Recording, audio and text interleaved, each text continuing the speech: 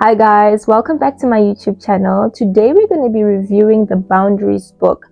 I don't like to say this a lot about books, but this is one of the books that have been transformational. If you feel like you're a person who lacks boundaries, you're a person who needs to be more firm with others, you're a person who needs to have boundaries within themselves and be accountable to yourself, this is something that you should pick up and read. So this book I'm going to be reviewing for anyone who is looking to buy the book, but also has already bought the book and is wanting to engage with a community of people who have already read the book.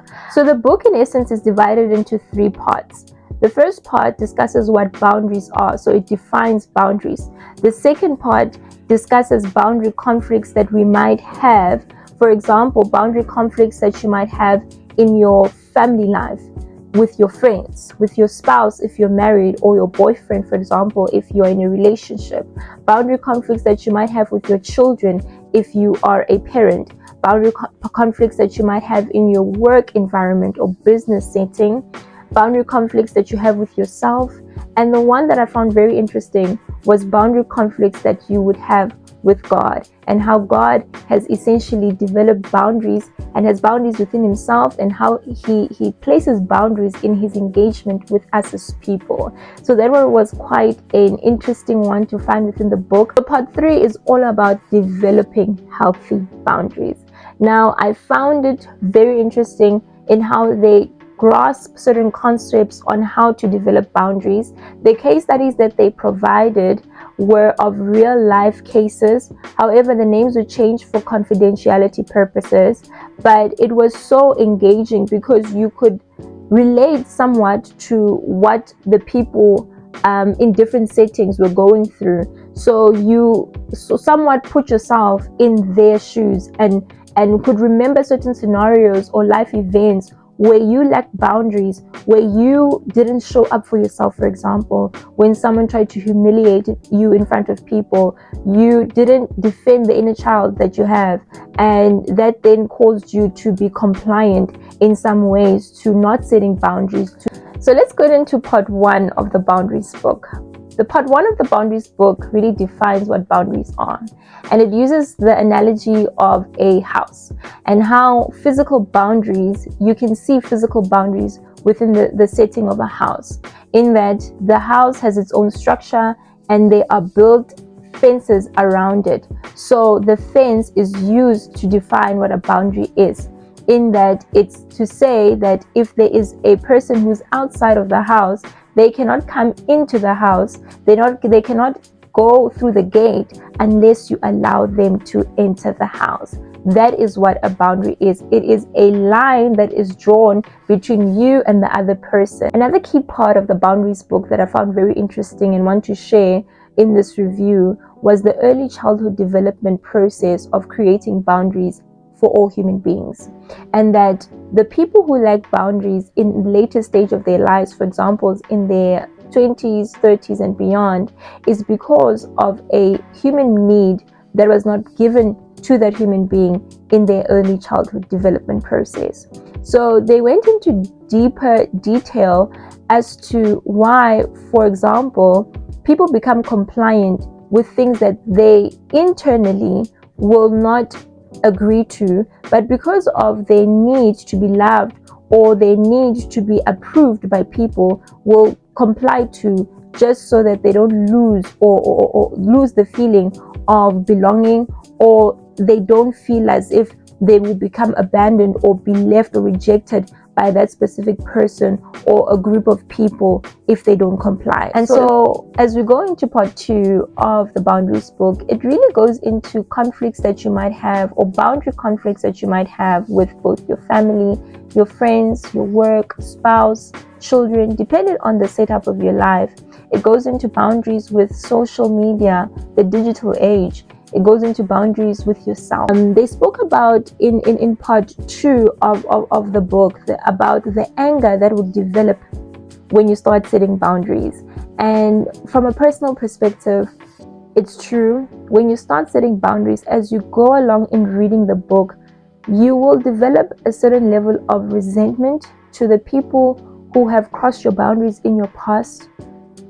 you will develop anger to those situations or those events, anger towards those people, anger towards yourself, in the sense that you allowed those things to happen. But then there will come a time where acceptance comes in.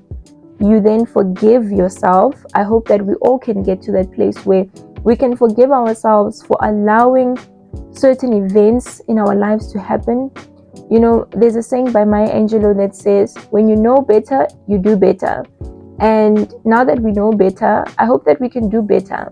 Specifically, coming out of reading this book, there was parts of the book, obviously, that you won't necessarily agree with everything, but the way that the authors have written this book, they provide room for you to challenge thinking. They provide room for you to ask questions, to say, do I agree with this or not? And I like that they didn't program thinking, but rather they provided options as to how do you, after having read specific principles that you should apply in your life moving forward, how do they view it, and how do you view it? Because we all have different perspectives and also inherent biases that we might have in our lives. So this was quite a good book in that sense. In terms of boundary conflicts with friends, it really brought up for me personally who is my friend and who's not my friend. This book, guys, will challenge you in ways that you never thought were possible. I loved this aspect of the book in the chapter Boundaries and Work, that really discussed why we should have boundaries in the work that we do, and that we shouldn't take up too much work that will enable other people to use and misuse us in the workplace. It says here, you owe no one an explanation about why you will not do something that is not your responsibility. I repeat, you owe no one an explanation about why you will not do something that is not your responsibility. So the next time a coworker or a supervisor or someone in authority wants you to do something that is beyond your scope of work, you are more than in your right to say no. You are more than in your right to say no, unless you are navigating or negotiating for a higher position and need that person in your corner. Then you can relook with regards to doing that favor. But when it gets to a place where you are overloaded and overworked, and you now see that you don't even have time for yourself, you get home and you are exhausted, it's important now to start setting boundaries for yourself. And that is an aspect from the chapter called Boundaries and Work. Part 3 of the book is my favorite part. It delved into why exactly people resist boundaries. It delved into issues such as guilt, self-condemnation. It also talks about how to measure the success of boundaries, and that boundaries are not just a destination that you are going to reach. No, it's a lifetime thing of developing your no. Your no is important for you to develop. So it talks about the authors go into understanding how it's important for you as you develop your boundaries to have a support structure, to have a support group, because if you haven't become accustomed to saying no, your no is going to be very weak.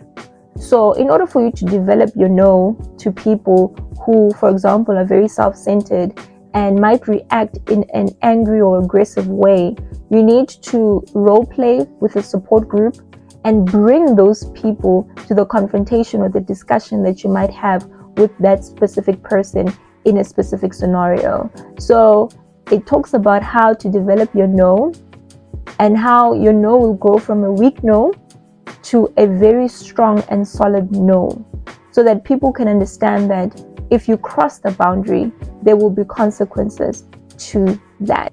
So it sounds very serious, but it's also quite a good practice to have.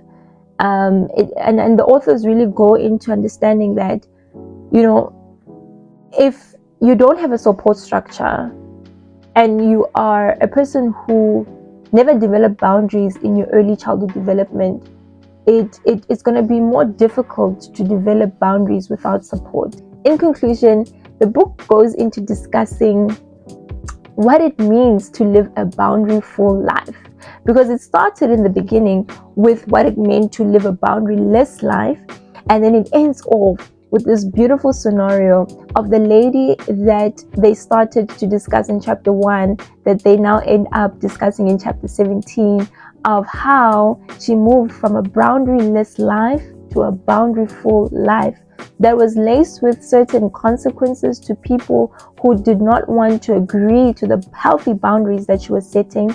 And it also discussed the reality of the situation, to say that sometimes people will have problems with you setting boundaries, but it's important for you to still set those boundaries